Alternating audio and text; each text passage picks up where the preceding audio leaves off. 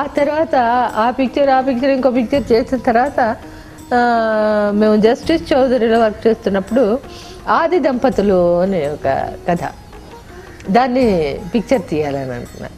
ఆంధ్ర నుంచి మన డిస్ట్రిబ్యూటర్స్ అందరినీ పిలిపించి వాళ్ళకి నన్ను ఇంట్రడ్యూస్ చేశారు. మామూలుగా వస్తే అందరికి ఇంట్రడ్యూస్ చేస్తారు కదా.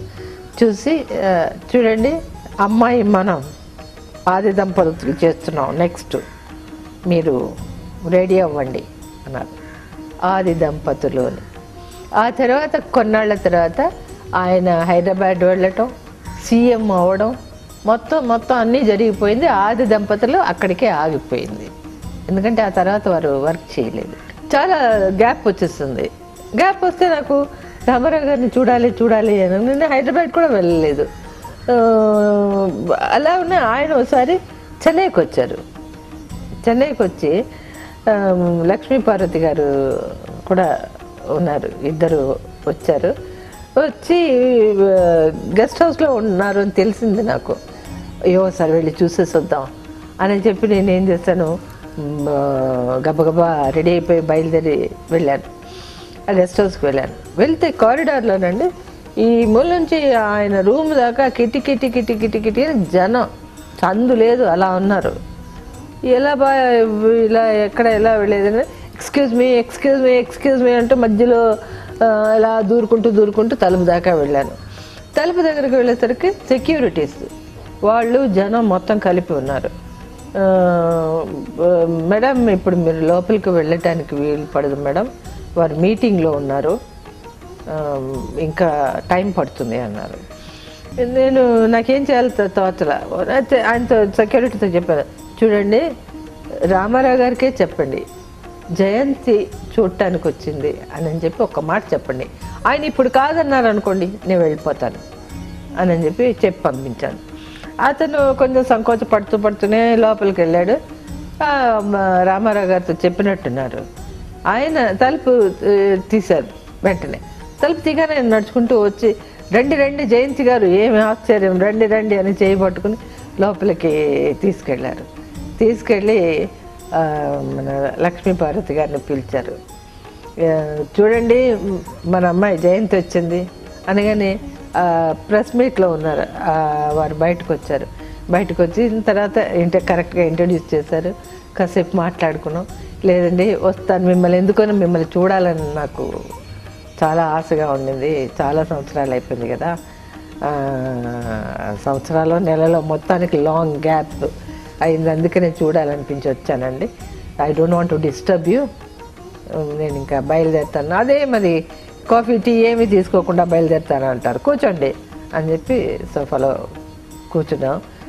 అమ్మ కూర్చున్నారు, రామారావు గారు కూడా కూర్చున్నారు. టీ తీసుకొచ్చారు. టీ తాగాను.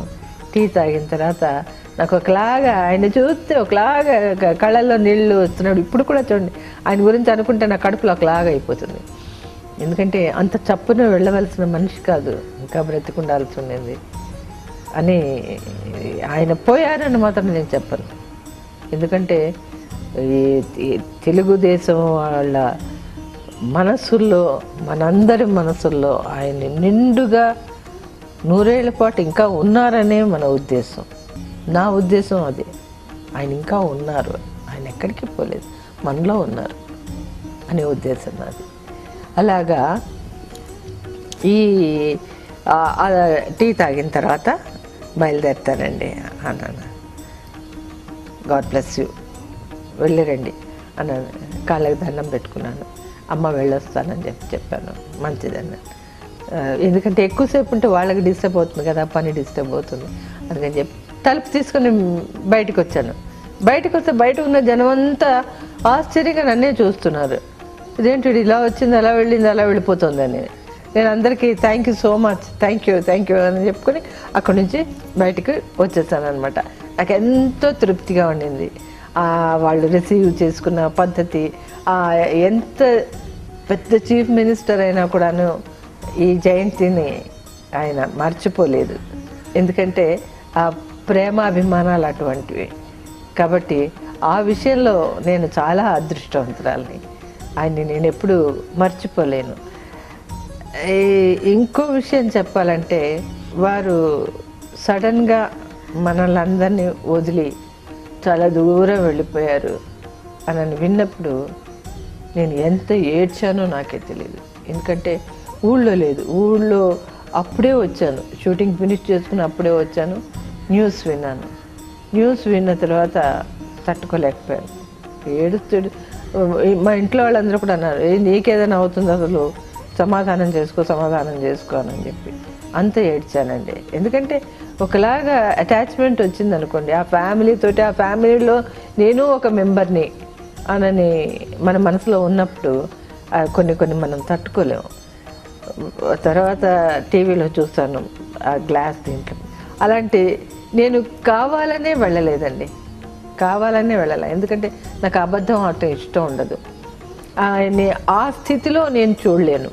ఆయన్ని ఎలాగెలాగో చూసి ఎలాగెలాగో ఖుషిపడి ఆయన సినిమాలు చూసి ఆనందించి ఒక రూపాన్ని మన తలలో ఉంచుకుని వారు సజీవంగా ఉన్నారు అని అనుకునే ఆ టైంలో లేరు అని అనుకోవాలంటే ఎంత బాధ అనిపిస్తుంది.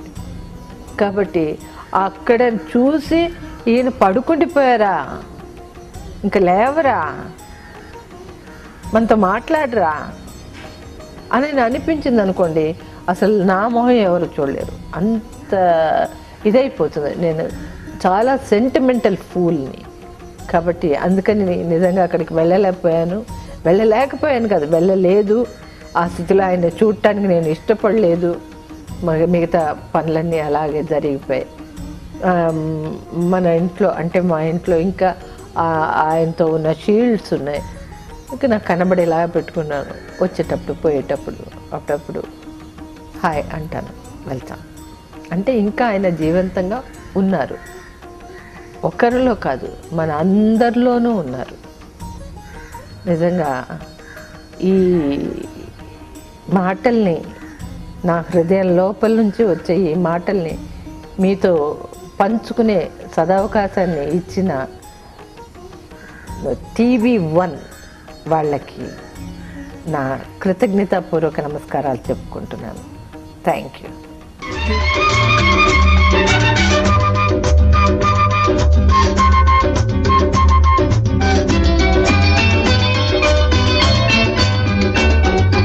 నూటికో కోటికో ఒక్కడు ఎప్పుడో ఎక్కడో